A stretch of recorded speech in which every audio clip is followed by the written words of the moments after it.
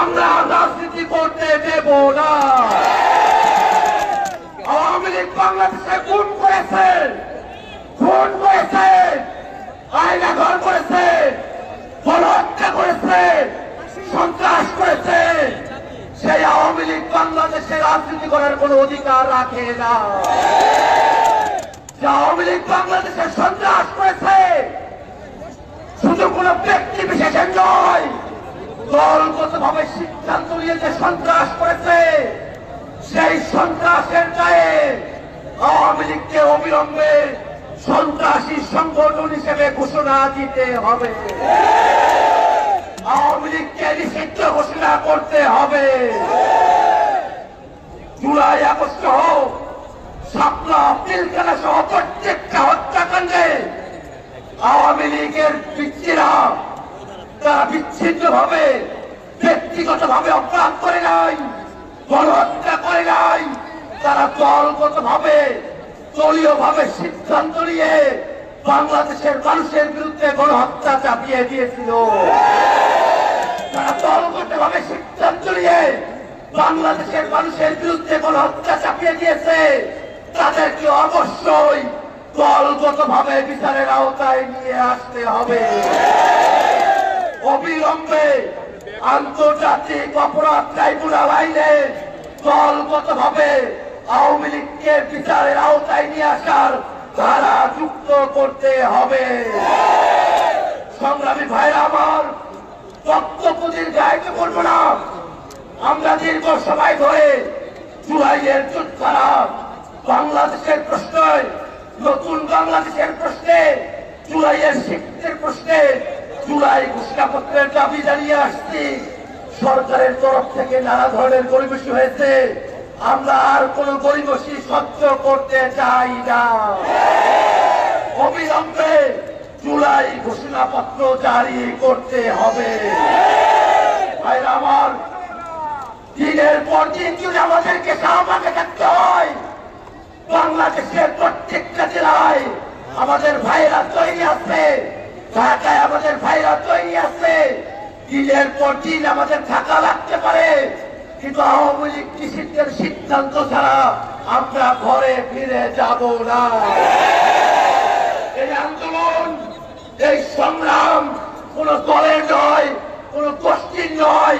এই আন্দোলন গোটা জুলাই জনতা, গোটা জুলাই জনতা ঐক্যবদ্ধ। এখন যারা আসেন নাই তাদের কাছে আহ্বান, ফ্যাসিবাদের বিরুদ্ধে জুলাইতে যেমন করে আমরা একত্রিত হয়েছিলাম, সে সময় আমাদের কাছে ফিরে এসেছে, জুলাই ফিরে এসেছে। অবজ্ঞা করবেন না। অবশ্যই অবশ্যই জুলাই জনতার কাতারে তাদের পাশে এসে আন্দোলনে অংশগ্রহণ করুন। ভাইরা আমার, আপনাদের অনেকের কষ্ট হচ্ছে, তীব্র তাপদাহে আমাদের অনেক ভাইরা অসুস্থ হচ্ছেন, কিন্তু আমাদের ভাইদের মধ্যে, আমাদের বোনেদের মধ্যে যে মনোবল রয়েছে, সেই মনোবলের সাহসে আমরা দিনের পর দিন যদি অবস্থান করতে হয় আমরা অবস্থান করব। কিন্তু অবশ্যই অবশ্যই আওয়ামী লীগকে সন্ত্রাসী সংগঠন ঘোষণা দিয়ে নিষিদ্ধের দাবি বাস্তবায়ন করে দলগত ভাবে আওয়ামী লীগকে বিচারের মুখোমুখি করে তারপরে আমরা রাজপথ ছেড়ে যাবো ইনশাআল্লাহ। ধন্যবাদ সকলকে।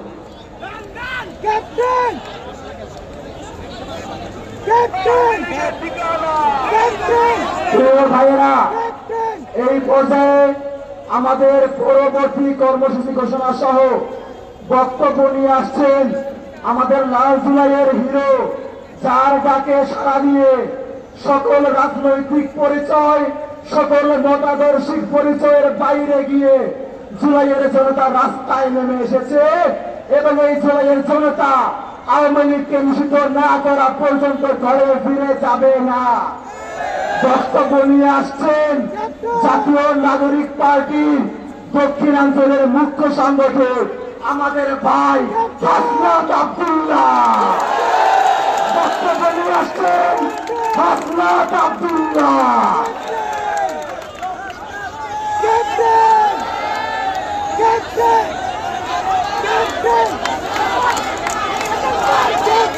সংগ্রামী সহযোদ্ধা আজকে আমরা আমাদের অবস্থান কর্মসূচি অব্যাহত রেখেছি। 25 ঘন্টা হয়েছে। গতকাল রাত 10টা থেকে আমরা আমাদের অবস্থান কর্মসূচি আমরা শুরু করেছি।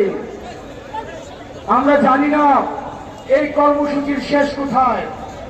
যতক্ষণ না পর্যন্ত আওয়ামী লীগকে নিষিদ্ধ করা হয় ততক্ষণ পর্যন্ত আমাদের এই অবস্থান কর্মসূচি অব্যাহত থাকবে। সংগ্রামী সহযোদ্ধা, আপনারা জানেন আমরা ইতিমধ্যে 3 দফা দাবি দিয়েছি। 3 দফার মধ্যে প্রথম দফা হচ্ছে আওয়ামী লীগকে সন্ত্রাসী সংগঠন ঘোষণা করে আওয়ামী লীগের যত সহযোগী সংগঠন রয়েছে সকল সংগঠন সহ আওয়ামী লীগকে সন্ত্রাসী সংগঠন হিসেবে নিষিদ্ধ করতে হবে। আমাদের দ্বিতীয় দফা দাবি হচ্ছে আন্তর্জাতিক অপরাধ ট্রাইব্যুনাল আইনে আওয়ামী লীগের দলগত বিচারের বিধান যুক্ত করতে হবে। তৃতীয়ত জুলাইয়ের ঘোষণাপত্র জারি করতে হবে। প্রিয় সহযোদ্ধা, আমাদের এই 3 দফা দাবি যতক্ষণ না পর্যন্ত বাস্তবায়ন হয় ততক্ষণ পর্যন্ত কি আমরা এই মাঠ ছাড়ব? আমরা কি এই মাঠ ছাড়ব? আমি আগামীকালের কর্মসূচি ঘোষণা করছি।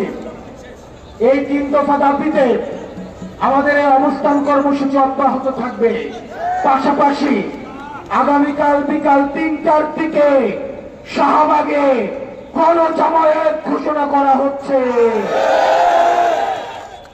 সারা ঢাকা থেকে জুলাই পক্ষের শক্তি নির্যাতিত নিপীড়িত যেসব আওয়ামী নির্যাতিত এবং নিপীড়নের শিকার যারা হয়েছেন, যারা পিলখানা হত্যাকাণ্ডের শিকার হয়েছেন, শাপলা হত্যাকাণ্ডের শিকার হয়েছেন, গুম খুনের শিকার হয়েছেন, মোদী বিরোধী আন্দোলনে যারা শিকার হয়েছেন, সবার সম্মিলিত অংশগ্রহণের মধ্য দিয়ে এই শাহবাগে আমাদের গণজামায়াত অনুষ্ঠিত হবে।